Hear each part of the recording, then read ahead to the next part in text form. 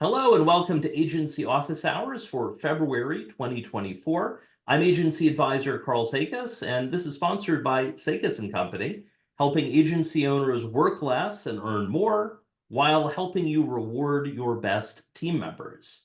In Office Hours today, I'll be answering questions about a range of agency growth topics. Here's a preview of the questions that I will be answering live today. First, Ryan in Canada has a question about business development, specifically about sales roles.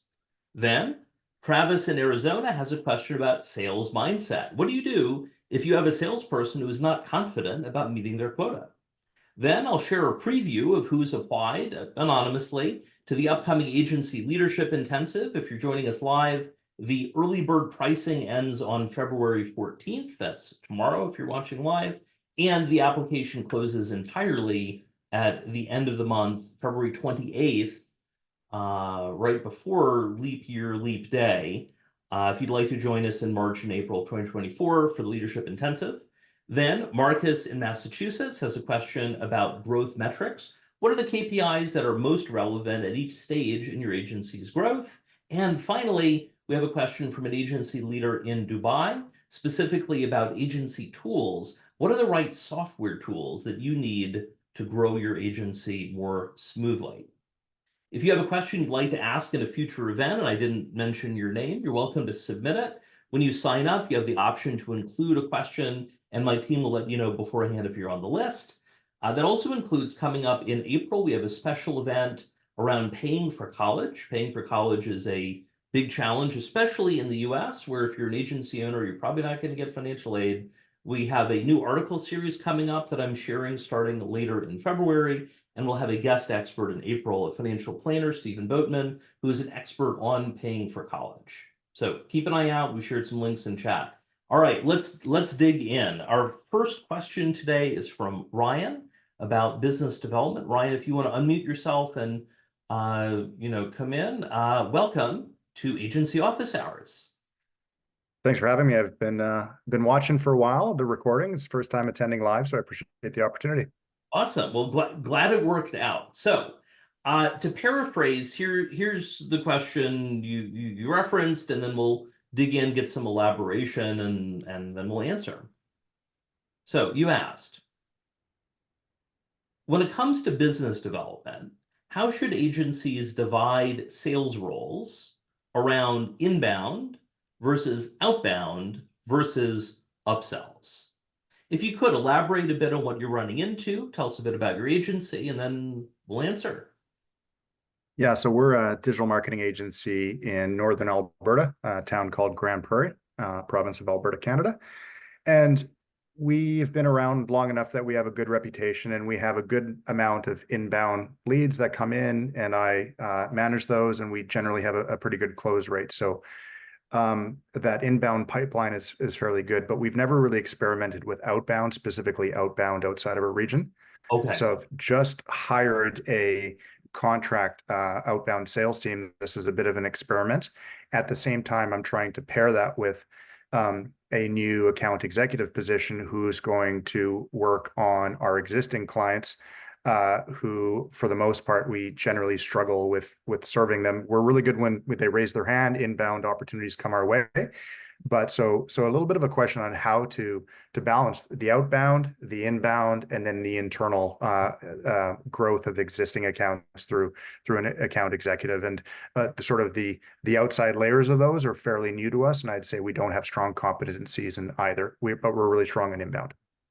Got it. And roughly, what is your head count currently? We have a small team of 7 full-time staff, and then if you include our freelancers, we round out to about 10 to 12 people that are engaged with us consistently throughout the year. Got it. You are totally at the normal point for this to happen. So, a lot to juggle, but the timing is excellent. All right, well, let's dig in on this.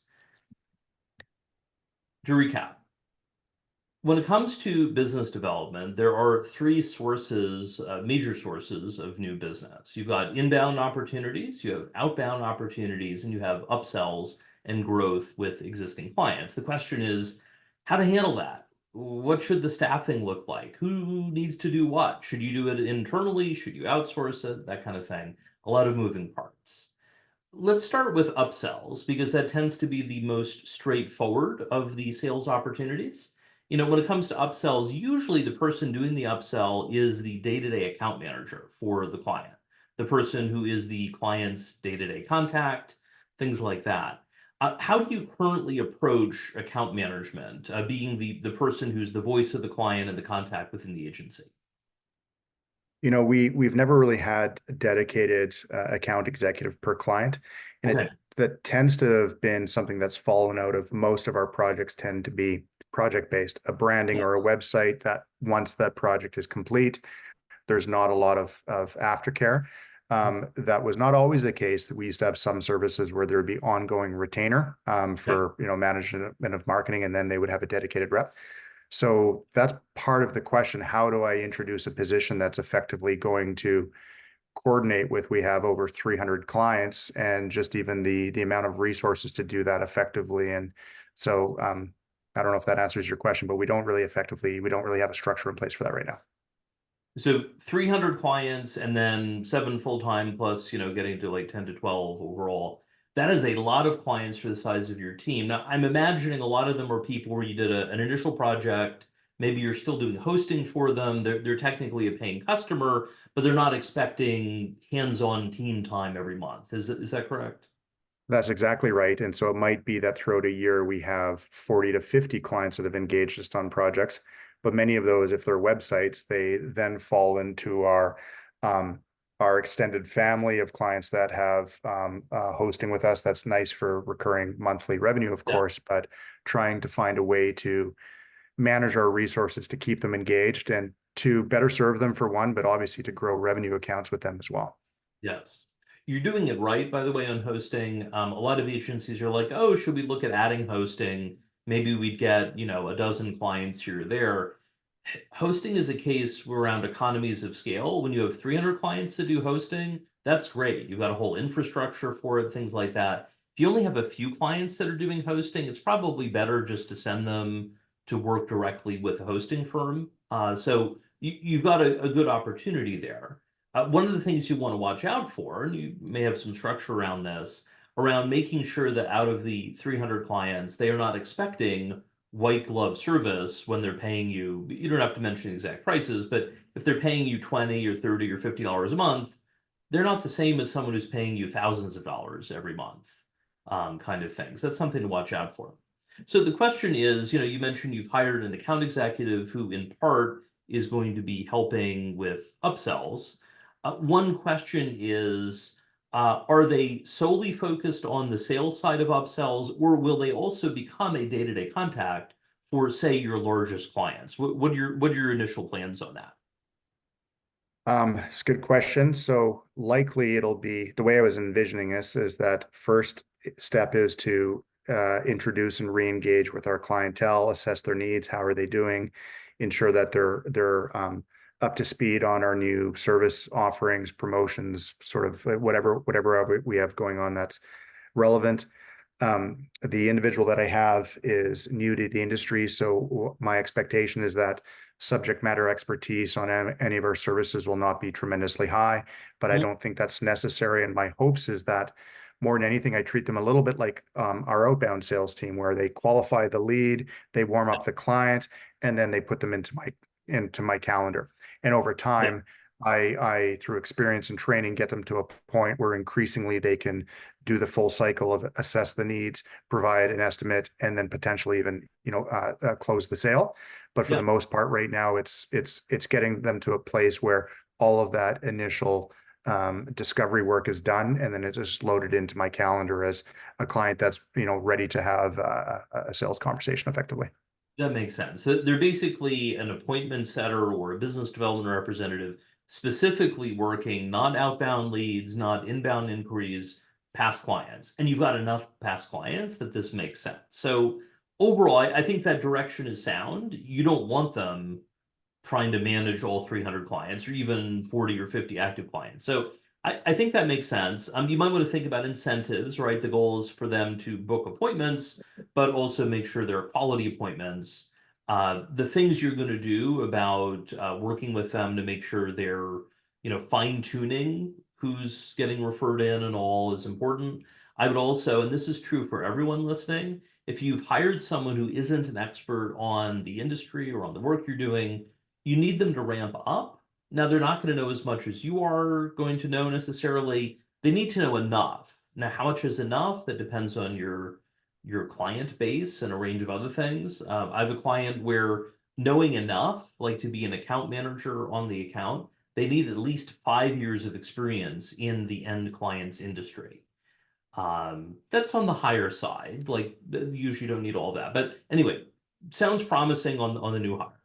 So now if we take a look at the inbound and outbound side, let's look at inbound first, because that's going to be easier to close generally than that. Who is handling the initial qualification on inbound opportunities? So currently I am, and which is something I'm trying to move out, but we've just gone through a merger and a reorganization. So for the most part, I'm leading that with the goal of bringing in a seasoned business development salesperson at some point. But I would qualify that predominantly through email or a quick 15-minute phone call. And the idea is that I will make effectively a judgment call with not a very clearly, let's say I don't have a clear process or a rule of thumb for someone else to follow, but I'll book either a 30-minute or a 1 hour discovery meeting, depending on how well qualified I think that is from the initial email, the initial phone call that came in or whatever. And generally that works pretty well. And our close rate, I don't have it in front of me, but it tends to be pretty good for what I would deem a qualified lead once it lands on my calendar. Got it. And I would say, and I just shared a link in chat for people who are joining live. Don't be shy about asking some baseline questions before you get on a call. Like if someone is in solely a sales role, they can jump to a call faster, right? Their job in part is to be on the phone with people. On the other hand, if you're an owner or if you're in an executive role, you probably want to be more picky about who merits a call. So just because someone reaches out doesn't mean you should jump to a call. Just because the referral doesn't mean you should immediately jump to a call. It's okay to ask some clarifying questions via email first, or I'm a fan of doing a pre-survey. I just shared a link in chat to my agency profile, which is the new edition of that. Generally, I won't get on a sales call unless people have filled it out, with rare exceptions, and usually those are a case where we do a not in-depth conversation. It's more of a, does it make sense to chat further? Yeah. Just on that note, something Yeah. that I've been challenged on Hmm. is I'm much more accepting of an inbound lead who seemingly can't provide a good overview, is not really clear on what their needs are, asking for a description of their company. They're really sort of struggling with that. Yeah. And then sure enough, they're an unsophisticated client that has money ready to spend and they want an agency to take care of them and they don't know it. So they just, so I've, to a certain degree, I've loosened up my pre-qualifying questions to, you know what, I have no idea if this prospective client even knows what they're looking for, but it turns out they're the decision maker, but they're not clear what they want, but they are totally ready to hand over their trust to an agency to support them in that way. So that's challenged my thinking a little bit on those pre-qualification questions. You'll definitely want to evolve things. There's also a question, there's BANT, for instance, budget authority, need and timing. And then there's also a model that I've identified that I call Crux, that is shared in chat. Ultimately, you're trying to sort out, is there budget, is there authority, is there need, and is it the right timing? If any of those is missing, they're probably not ready for an in-depth conversation. You could do an initial, here's what we do, call me when you have budget kind of thing. That's okay. But anyway, you'll adjust that over time. So do keep in mind, my challenge for you would be to potentially put the account executive on doing some of the qualification for the inbound opportunities. Odds are they're going to work through that queue of 300 past clients relatively quickly. Depending on how fast people want to talk, I'd say within anywhere from 1 to 3 months, they'll have reached out to everyone, and probably will have had conversations and maybe some follow-up, so on. I would consider putting them on inbound as well. So finally, the final bit before we then move on to the next question, is around outbound. And it sounds like you've hired a firm to do outbound. Is that correct? Or if you could elaborate on that. Yeah, there's a fellow agency peer in another community that is recommended. So this organization is called stable.work. Yeah. And effectively, it's a contract sales team. You get two contracted sales professionals that leverage some software to work more effectively, let's say. And it's also by through our contract, we get access to paid directories and paid lists. So where I'm focusing this is we serve about a 250-kilometer radius really well in our region, but Mhm. I'm looking to have this outbound sales be focused externally on the remainder of the province and increasingly into Western Canada.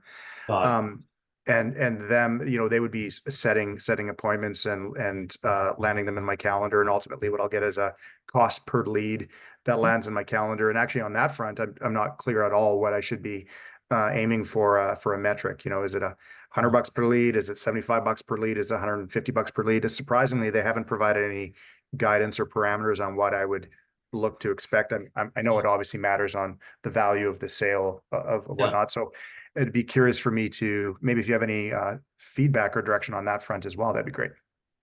That's all over the map, right? If they give you a $75 lead and I don't know, you talk to 10 and one closes, okay, so that's $750 to get to an opportunity.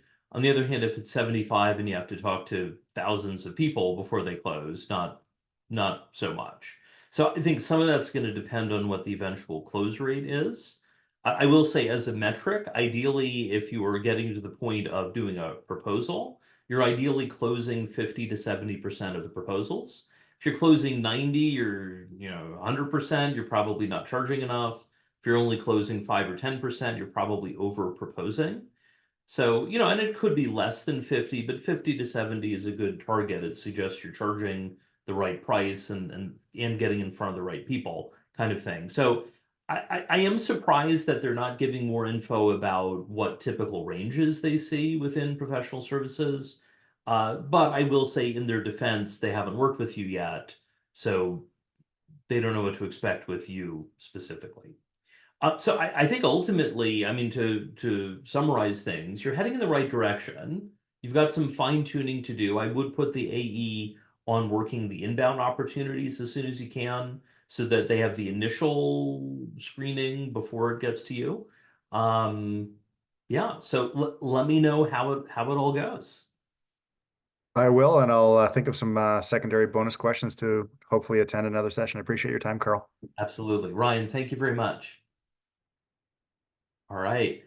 Next up, we have a question from Travis around more on sales, specifically about sales mindset. Travis, you want to go ahead and unmute yourself and welcome to Agency Office Hours.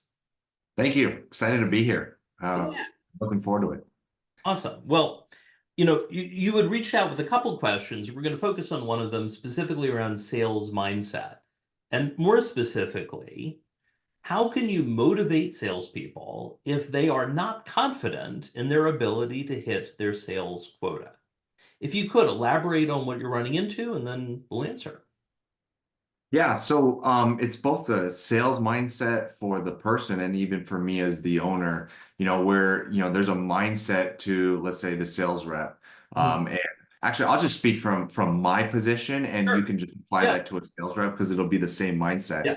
Is I look at these goals and I go, okay, well, let's double what we did last year, right? And it's easy to put these goals out there. And then I understand there's probably some structure and data that to go like, hey, we're on track to be able to actually hit these goals. But there's a doubtful side of me and probably in the sales rep to go, that's not even possible. Like, can that even be done? Doubling our revenue, to a big organization is like, yeah, I do that in a week. To me, I'm going, can't be possible in a month. And so that is kind of where I'm sitting at. And I'm going, how do I motivate and show and get the salesperson behind that goal, go, this can be done. It can happen. This outcome is real. And also motivate myself in the same process. A lot of moving parts there. Let's dig in. So to recap on the question, when it comes to sales mindset, what do you do if you have a salesperson, whether it's someone on your team or yourself as the agency leader, where you or they are running into self-doubt about ability to hit sales quotas? What can you do? Well, Yep. it is worth considering that it is normal to doubt whether you can reach a really big goal. If historically you've been able to close, say a 10,000 a month deal, and now you're trying to get a 100,000 a month deal, that's a big increase. On the other hand, if you're going from say 10 to 15, well, that's not as hard. So it is totally normal to be questioning, can you do it? One of the things that's really powerful is around building forward momentum, right? If you're closing deals that are moving toward the bigger goal, that is really helpful and it's energizing. Whereas if it's, week in and week out, you're not getting anything closed, you're probably not going to hit your quota for the quarter. And, everyone who's listening, and you might be thinking, oh, well, I'm an agency owner. I don't have a quota. You may not be a quota carrying salesperson, but if you don't get money into the business in terms of new money in to grow, uh, yeah, you still got a quota, whether it's a formal quota or not. So, what do you do? Well, success begets success. So I would look at what are the things that are going well and how to fine tune and do them better. This is easier sometimes when you have a sales team of multiple salespeople. For instance, I have a client that has 5 primary salespeople at the agency, and a couple of them are really good. And one of the things I've recommended is that they have those team members basically help share and coach other team members. Now, not everyone's going to want to do that. I was thinking of the classic Simpsons episode where Marge becomes a realtor for, well, one episode, and they're introducing her around to different people elsewhere in the firm. And there's like, here's so and so, so and so, here's so and so, she handles like the West Side, and they cut over and they're like, stay away from the West Side. If you have a salesperson who is very possessive and all of things, they may not want to cooperate. But that is in part why agencies ideally, when you have multiple salespeople, hire someone as a sales manager. The ideal sales manager, and if you don't have a sales manager, well, congrats. As the agency owner, you are the sales manager.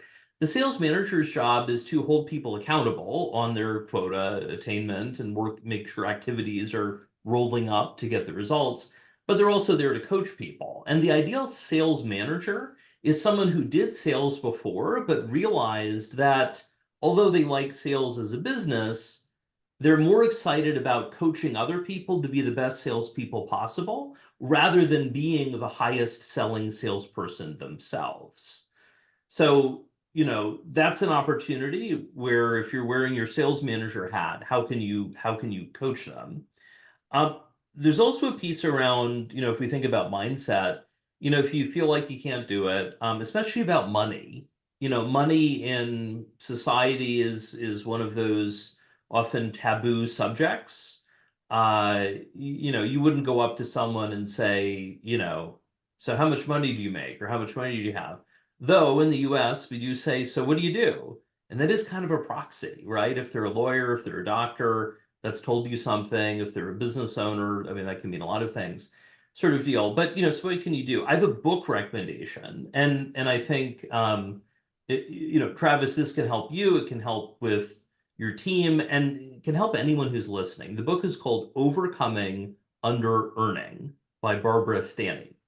It's a book that my own coach recommended several years ago, and it's basically about improving your confidence in charging what you're worth for your services. Overcoming under earning focuses primarily on, getting a higher salary, right? If you're an employee, getting paid what you're worth. But I found it applies within the business, like your own compensation as an agency owner, or as a business owner in general. And it also applies around charging clients. If you've got a situation where clients are underpaying you, it's in their interest to keep underpaying you to a point. They're Mhm. not going to necessarily volunteer to pay more. It's up to you to bring it up. So overcoming under earning, we've shared a link to that in chat. We can also, if you're watching the video, take a look at the description. We'll have a link to the Amazon link as well. There are a lot of moving parts here. But before we go further, Travis, what is your reaction so far? Yeah, I think it makes sense. I think part of it is realizing too as a sales manager, showing them the confidence in the product and the Yes. value is going to be helpful in this. And that's part of the coaching that you're talking about. If they really believe in what we are selling, it's going to be a lot easier to sell it because they believe in the power and it becomes this like gospel sense at our company. So Yeah, if you had told me, 25 years ago that I was going to be doing sales, in my own business, I don't think I would have been happy to hear that. And indeed, until I launched what's now Sakas and Company, definitely, I've never had a quota carrying sales role. But you know what? I believe in what I'm selling. Like, I love that I'm helping agency owners work less and earn more, helping reward their best team members. There's a lot of power in believing in what you sell. And if you don't believe in what you sell, and Travis, I'm not saying that it's you. I mean, it sounds like you're doing good work. This is for anyone else who's listening. If you're not sure about it, it may make sense to invest some time around improving your operations and improving how things work internally so that you can feel more confident about what you're selling. Or say if you've hired a junior team member and you're not as confident about their ability to fulfill things, well, what kind of training and support can you give them? What kind of additional oversight and coaching would make them better at it so you feel more confident in what you're selling? So that's a very important point. Thank you for raising that. In terms of other bits, that includes, for instance, coaching them on your unique selling proposition, your USP, like why you versus somewhere else. Because if you think about competition, my view is a fairly expansive view on competition. There are other agency advisors out there who will be a better match for some people who reach out to me. And my goal is to get them over to the right person as soon as possible. And my team helps with that kind of thing. Like if someone's never going to be a match, don't invest tons of time like trying to qualify, trying to like make it work if they're just not going to be matched in the first place. People respect you for saying no and pointing them somewhere else. yeah. So certainly make sure that your team is familiar with your unique selling proposition. I would also look at ways to help them get better at storytelling based on case studies. So whether you're using the story brand method where a client is the hero, which of course they borrowed from Joseph Campbell around the hero's journey, or something else, the STAR method, situation, task, action, and result. So a client might be like, well, how have you helped other people in situations like this? Ideally, your team has some examples. And I'm like, well, this sounds similar to a firm we worked with 2 years ago. Situation was this, task, our job is to do this. Here are the actions we took. We did this and this.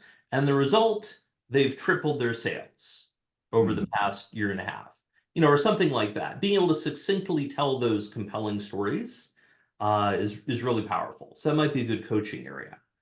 I have one follow-up question, but any reactions on that?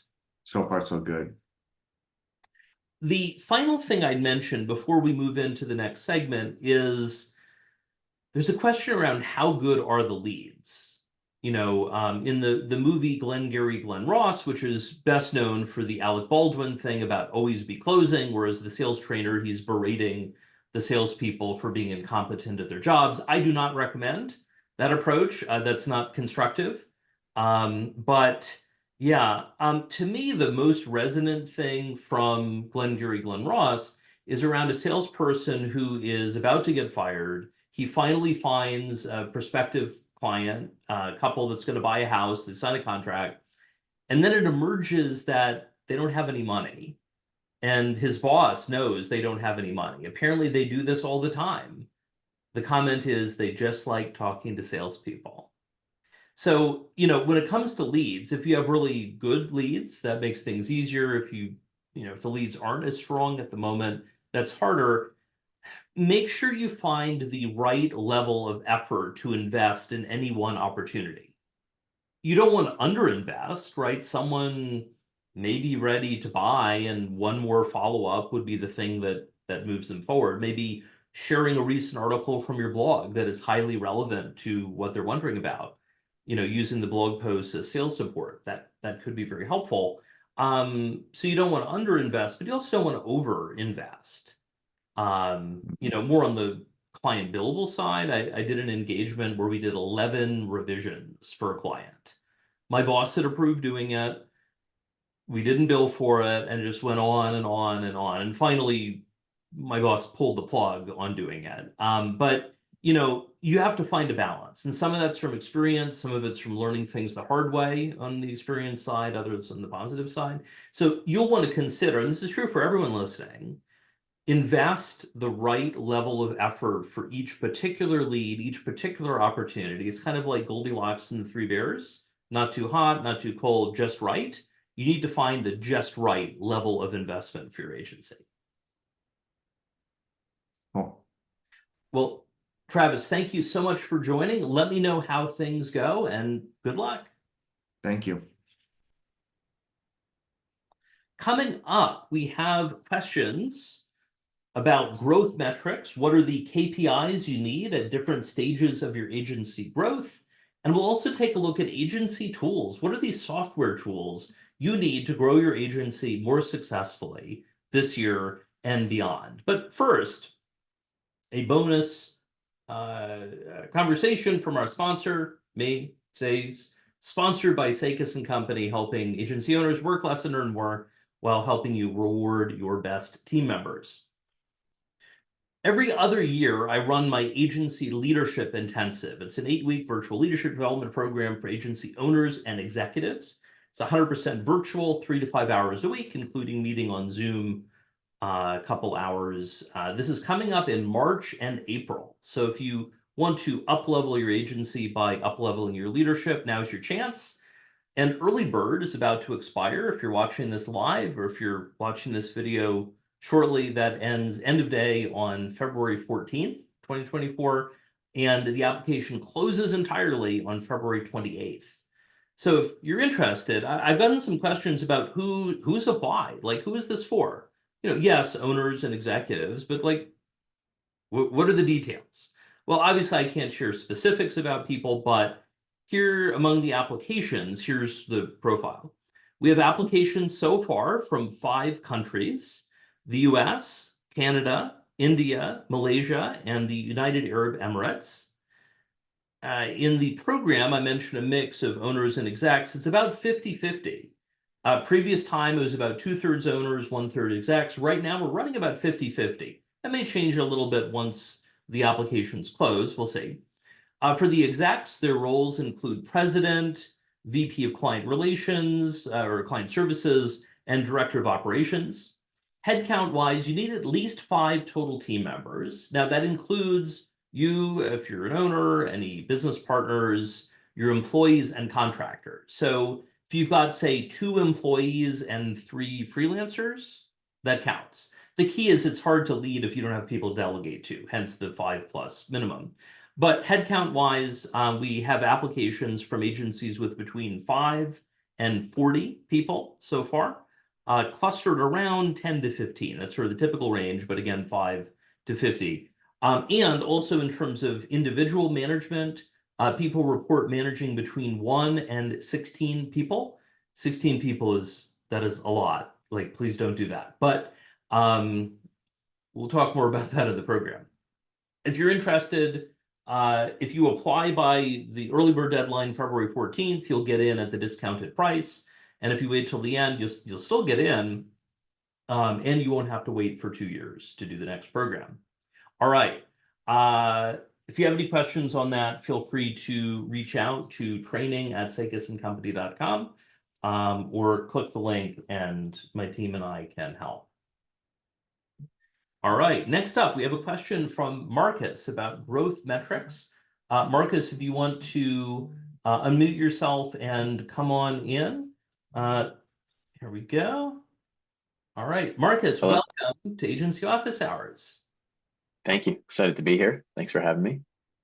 All right. Well, to paraphrase, here's the question you raised, and then if you could elaborate, and then I'll answer it. So the question is about growth metrics. What KPIs, key performance indicators, should agencies prioritize at each stage of their growth? If you could, please elaborate and we'll dig in. Yeah, absolutely. So we're a small agency based in New England here in the States. We focus on Shopify and WordPress work, retainers, monthly recurring revenue, as well as full builds. And I actually still have a full-time job. So I'm building this agency in the background. It's been pretty good so far. We hit 6 figures in revenue last year, not profit, but still good. Small team with a part-time project manager, things like that. So I'm basically getting all my ducks in a row right now to make sure that I have the right metrics in place to be able to scale this agency efficiently. So when I'm ready to make the shift basically from my 9 to 5 at a larger agency over to my own agency, I'll be looking at the right metrics. So I have some things in mind, just obviously like profit margin is the obvious one, or maybe not so obvious, but that's one of them that I'm focusing on. But what are some of the other operational metrics and efficiencies to kind of focus on? Got it. And congratulations, by the way. I was reading, they did a study around who is most likely to succeed in starting a business. And one of the things they noted that people who started a business on the side and then take it full time, there's something like a 33, 34% higher odds of success from having started the business already versus from scratch. Which makes sense because you found team members, you found clients, you've proven there's demand for the service and all. So you're already off to a good start. Thank you. It's good to hear. So let's repeat the question and then dig in. If you look at growth metrics for agencies, what KPIs or key performance indicators should agencies prioritize at various stages of growth? Now, in the early days, agencies will primarily focus on revenue, right? Is there revenue coming in? Is there enough to pay the bills? Is there money left at the end of the month in the bank account, kind of thing? And that makes sense, right? If you've got more coming in than you have going out, that's good. But that doesn't necessarily address, are you doing it profitably from a sustainability perspective? A lot of agencies, as they start, people will be doing a lot of freelancing. They start taking on more work, and things like that. But they may be undercharging. And Marcus, I'm not saying that's what you're doing, but for instance, I'll hear from people who might say, I'm charging 75 an hour or 100 an hour as a freelancer. I'm going to start an agency and keep charging that. I'm like, no, don't do that. Ideally charge, say, 150 or 200 an hour. Why? Well, you've got to cover the overhead of the business. Like one of the big mindset shifts is shifting from your income, and we could think of that in a version here of seller discretionary earnings, SDE, or seller discretionary income, which is basically how much money you're taking home from the business. If you're the only person doing everything, your SDE is pretty high because you're not paying anyone else, but that's you're not going to scale that. So on one hand, net profit margins are important throughout the agency lifecycle, but that also includes having points in the future where the net profit margins drop. And it would make sense for net profit margins to drop. Say you were hiring your first full-time team member. You mentioned, I think you have a part-time project manager, is that right? Yep. Yeah, she does about 20, 30 hours a month. Got it. So at some point, it'll need to go from 30 a month to 30 a week or 40 a week. And at that point, you're going to need a full-time team member. On one hand, they're going to be more expensive because you're committing to pay for 40 hours a week rather than just a smaller chunk. On the other hand, that usually cuts the hourly rate in half when you bring someone in as an employee. So, you'll need to do the modeling, but you are probably going to see an initial hit on profit margins as you make that initial hire. The thing is, they enable you to do all kinds of things when you go from part-time to full-time.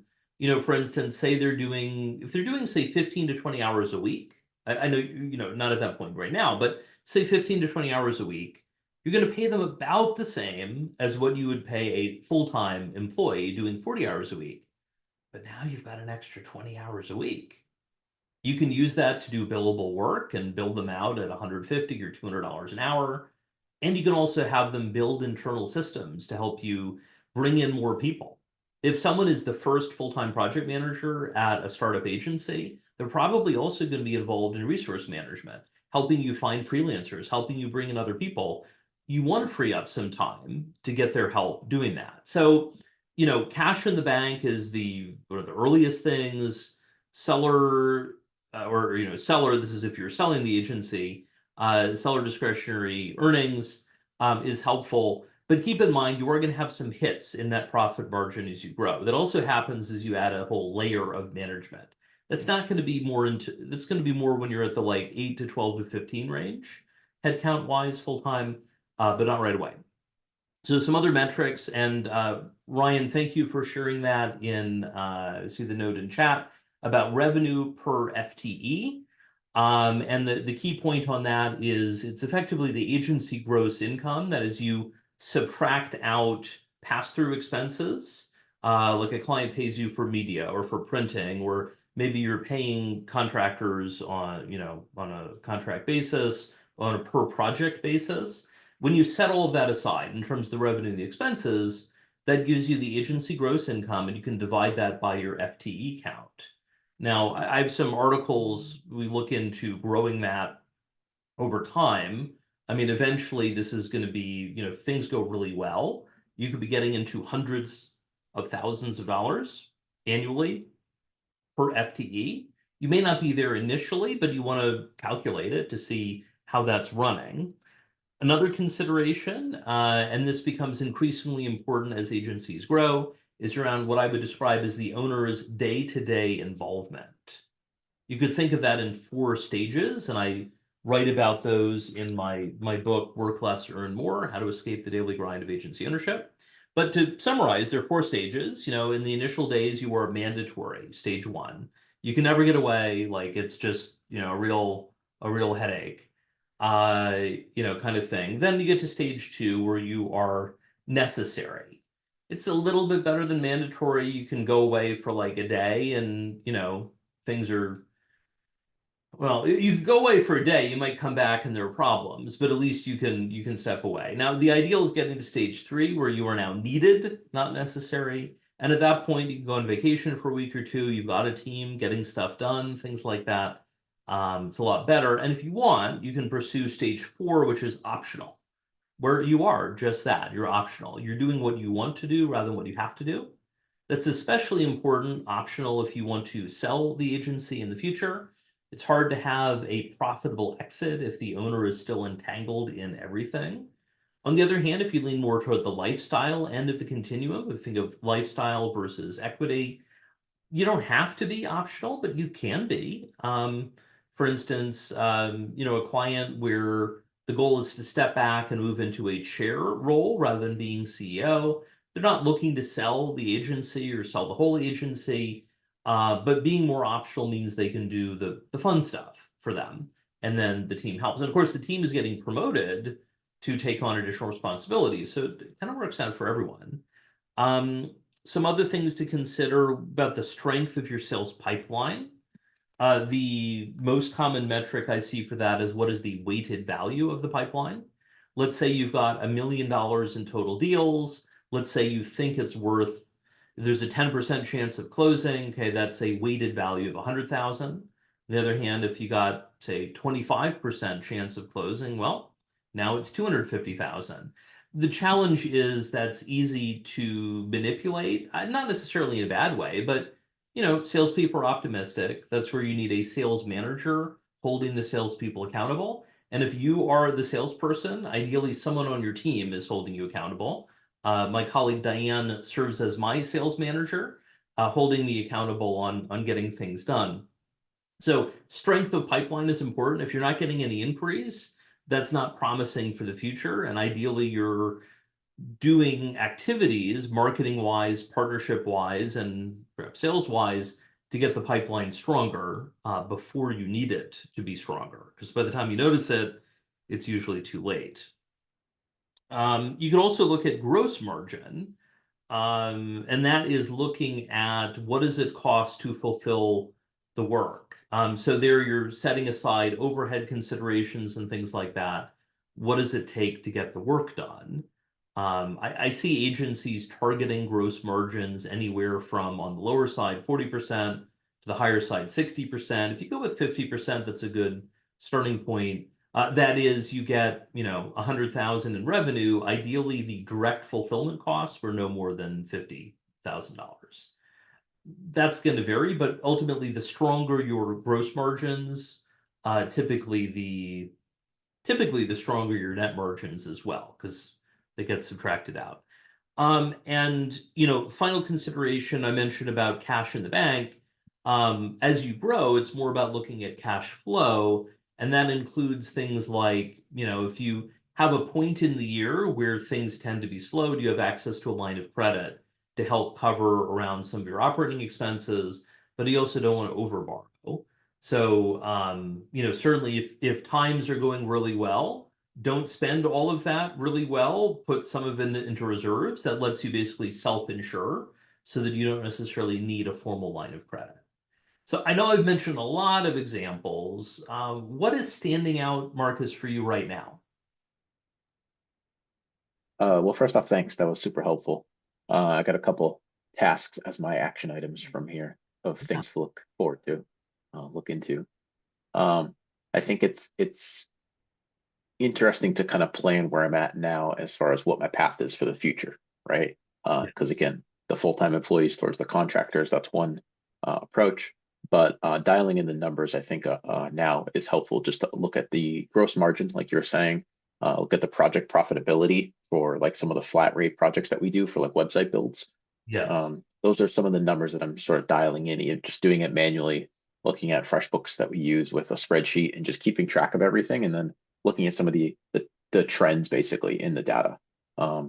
And I guess my intention of the question was making sure that I'm focusing on the right pieces of data versus just collecting numbers that aren't really doing anything to move the agency forward, Yes, yes. Because you don't want to waste time. One of the things I think about whenever I run a survey, the thought is basically don't ask a question if you aren't going to do something with the information. Mhm. That can be a challenge. If you want to do a deeper dive on financial metrics, I recommend David C. Baker's book, Financial Management of Marketing Firms. It Mm. is pricey, but it has tons of useful information. The previous edition was very good. He just came out with a new one. I definitely recommend it. So David C. Baker, Financial Management of Marketing Firms. One final thing before we go into the last segment, thinking about the pieces here, you know, you're never going to be totally sure about when it's time to launch the business as a full-time. Right. But it is worth considering that, the fact that you're doing it is a sign that you see that as the direction forward. Mhm. And so, once you have enough of a cushion, which, you need to decide what's right for you, uh, going all in on it, once you've already built a track record, rather than just like putting someone else, if they just like quit their job and they have nothing going and they're trying to start Mhm. from scratch, that's dangerous. But it sounds like you've got a lot of good momentum, and I think you're going to see even bigger growth once that is the sole focus. Yep. Agreed. All right. Well, Marcus, good luck. Let me know how it goes. Thank you, Carl. Our final question today is about agency tools. Specifically, what software tools should agencies use to grow more smoothly? Now, this is from an agency leader in Dubai. Wasn't able to join live due to a work conflict and the time zones and all, but I'm going to answer it anyway. And Diane, are you available to support? All right, here we go. Let me bring you in on Spotlight. All right. Uh, so Diane, thank you for your help. So here's a paraphrased of the question. When agencies are looking to grow, what software should they use to grow things more smoothly? there are a lot of software tools. I know, Diane, you come across new software tools all the time. If you were to guess how many tools you've used over your decades of agency experience, that includes agency management, including client work, do you have a guess or a ballpark? I'm going to say well above 50 to 75. 50 Every to client 75. has their own, and as you said, new ones come out every day. Yes.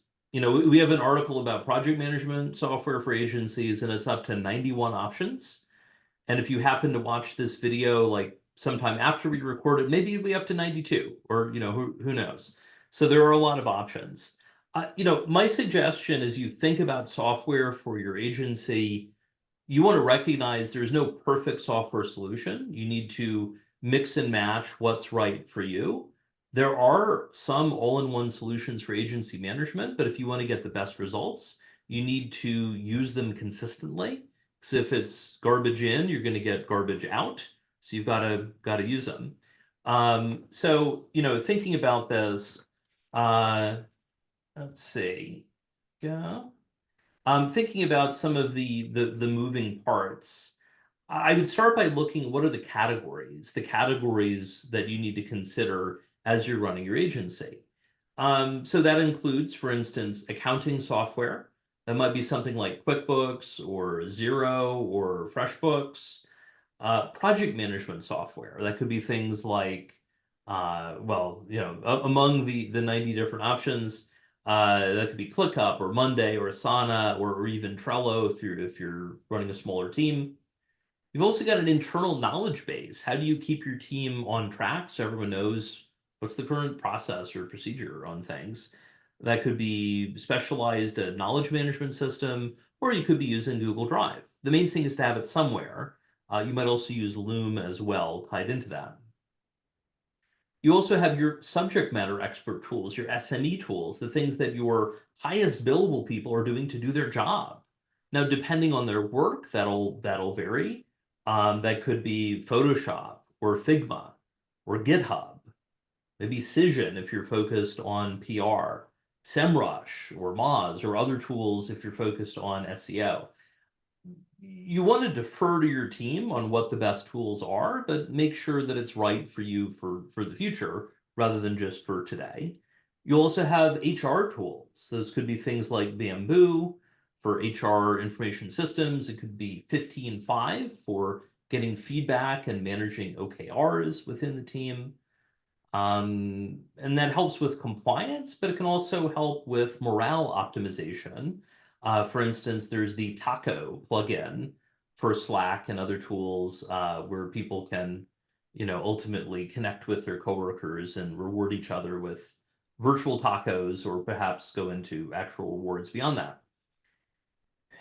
There are also some things that aren't formal tools, or at least formal software, but that are still tools. For instance, envisioning the future. I use my advanced retrospective tool within my own business and in my client coaching. That's where you pick a future date and you imagine it's your ideal day. What is it like? And then you can work backwards to get there. That's important. And if you use EOS, you might have a rocks structure. You also might have a vision traction organizer, a VTO, to help organize what you're doing. That may not directly be software, but it's certainly a useful tool. And there may be some templates that aren't tool specific, like things you use in client onboarding. You can build out different templates for onboarding within your project management tools, but there may be some other things that you need to track.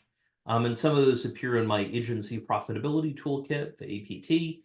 We shared a link to that. That's up to, I think, 66 different agency tools, templates, resources, and trainings that you can use to jumpstart things. You still have to customize it, but you don't have to start from scratch. My caution in general is, you'll need to find the right tool for you, right? Just because I mentioned a tool doesn't mean it's going to be right. You also need to get the process down before you automate it or systematize it, because otherwise you're just automating a bad process. Diane, as we wrap up today, is there anything else that people should keep in mind? There needs to be both a champion and then someone to execute. It's going to Mm. take more time than you think and hope to feed whatever beast you choose to take on as your system for whatever task. And do your homework. Talk to some other people who might be using it to see if there are any shortcuts available, and is it really the best fit? And don't feel badly about doing some free trials.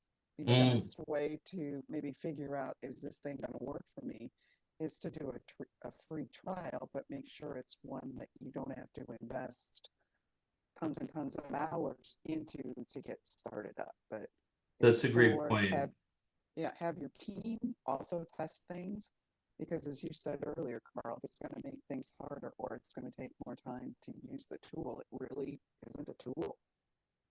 Yes. Great point about how just because it's free in cash could still be dangerous if it sucks up your team's time if you're testing it. All right. Well, Diane, thank you for joining. I appreciate your sharing.